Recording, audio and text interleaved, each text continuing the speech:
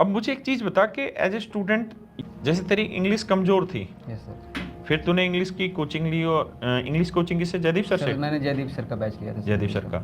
और यूट्यूब पे गोपाल सर की चीज़ यूट्यूब से गोपाल सर की चीज़ें देखी। तो इंग्लिश में तुझे आज के टाइम में अगर रोज स्टूडेंट को कुछ सलाह देनी हो, पहली बार जो आ रहा है तैयारी करने, यस सर। और देखिए बहुत सारे बच्चे ऐसे होते हैं जो इंग्लिश मीडियम स्कूल से पढ़े होते हैं, उनको फर्क ही नहीं पड़ता, उनकी इंग्लिश फटाफट होती है, वो फिट होते हैं, उनको पढ़ते पढ़ते पता चल जाता है इसमें कमी है, ये दिक्कत है।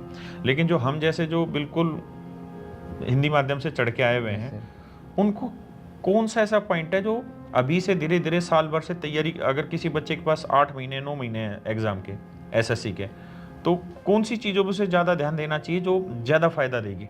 सर इंग्लिश में 2 या 3 चीज़ें बेसिकली होती हैं। सबसे पहले तो हमारा ग्रामर पोर्शन होता है, दूसरा पैसेज का पोर्शन कॉम्प्रिहेंशन, और तीसरा होता है सर वोकैब का।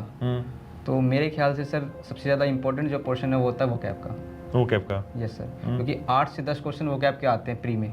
बिल्कुल, हाँ, किसी न किसी रूप में यूज होते हैं वो जेन्युइन। तो अगर सर हमारी वोकैब बढ़िया है ना सर, हाँ, तो 8-10 में से ये तो है कि 8 से 7 क्वेश्चन आराम से हम कर सकते हैं। अच्छा, और वो प्रीवियस ईयर के ही आते हैं लगभग जो पढ़े हुए होते हैं? सर वो 90% हमारे 85 से 90% मैंने देखा है कि प्रीवियस ईयर ही होते हैं। वो क्या में एक तरह से किसी वर्ड का सिनोनिम अलग कर देते हैं। समझ गया। या ऑप्शन से छटनी हो जाती होगी, कहीं ना कहीं हेल्प मिलती है उसकी। मिलती है सर। उसके बाद सर ग्रामर पोर्शन होता है और कॉम्प्रिहेंशन पोर्शन होता है सर। तो ग्रामर पोर्शन है कि सर एक बार अगर हम कर लेते हैं ना कोई चीज़ ग्रामर की, तो बस उसकी प्रैक्टिस ही होती है। जितनी बार हम प्रैक्टिस करते हैं ग्रामर की, वो उतनी हमारी इंप्रूव होती जाती है, और एरर तो ऐसे हो जाता है कि मतलब गलती होती ही नहीं उसमें। अच्छा। Yes sir.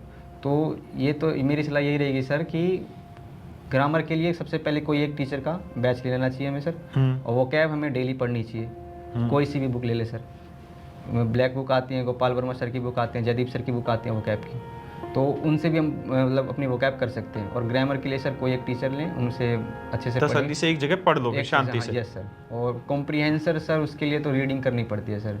तो तूने की स्टार्ट? सर मैं स्टार्टिंग में जब मैंने तैयारी स्टार्ट करी थी तब तो मैं नहीं करता था रीडिंग। अच्छा। तब तो ये था कि हाँ चलो ये कर लेंगे, कॉम्प्रिहेंशन पैसेज ही तो होता है कर लेंगे। अच्छा। और PQRS ही होता है, जंबल अरेंज कर लेंगे। तो तूने उसकी प्रैक्टिस कहाँ से करनी स्टार्ट की? बुक से या ये द हिंदू टाइप या कुछ और? नहीं सर, मैंने जयदीप सर की द कंप्लीट प्रैक्टिस करके बुक आई थी सर। बिल्कुल आई थी सर, वो मैंने ली थी। द कंप्लीट प्रैक्टिस बुक है? हाँ सर। तो अच्छा, उसी से लगातार सेट? तो मैंने वो पूरी बुक लगा रखी है सर अभी। हाँ, पूरी बुक लगा दी थी सर इस बार के लिए। अच्छा। और इस बार के लिए मैंने प्रीवियस ईयर जो इंग्लिश के क्वेश्चन थे ना सर सारे, वो भी मैंने कर लिए थे CGL के और CPO के। तो प्रीवियस ईयर से फायदा होता है अभी इंग्लिश में? सर बहुत फायदा हुआ मेरे को सर, क्योंकि मैथ में तो मैं देखता हूँ पेपर जो प्रीवियस ईयर ठीक से खींच देगा वो लगभग काम कर जाएगा। सर मेरा यही था, 7300 भी मैंने कंप्लीट कर ली थी अपनी प्री से पहले पिछले साल सर। अच्छा, पूरी 7300? हाँ, 7300 मेरी पिछले साल हो गई थी कंप्लीट। तो उसके बाद सर फिर मैंने मैथ्स में एडवांस उठाया था और इंग्लिश एडवांस मैथ की बुक ली थी? हाँ सर, क्योंकि एडवांस मैथ में तो क्वेश्चन भी बहुत है, वो भी खत्म कर दिए थे? हाँ सर, लगभग कंप्लीट ही हो गई थी वो सर। कंप्लीट हो गई थी। मैथ्स में ये था कि सर कुछ बचा नहीं है, तो अब बाकी सब्जेक्ट्स पे ध्यान देते हैं। जेन्युइन चीज़ है ये भी, एक बहुत ज़रूरी चीज़ है। नाम क्या था तेरा बच्चे? अमन सर। अमन। कि ये हर बच्चे के लिए बहुत ज़रूरी चीज़ है कि मैथ पे भी ओवर फोकस नहीं होना चाहिए। सर। और बहुत सारे बच्चे ये शायद गलती करते हैं, ओवर फोकस करते हैं।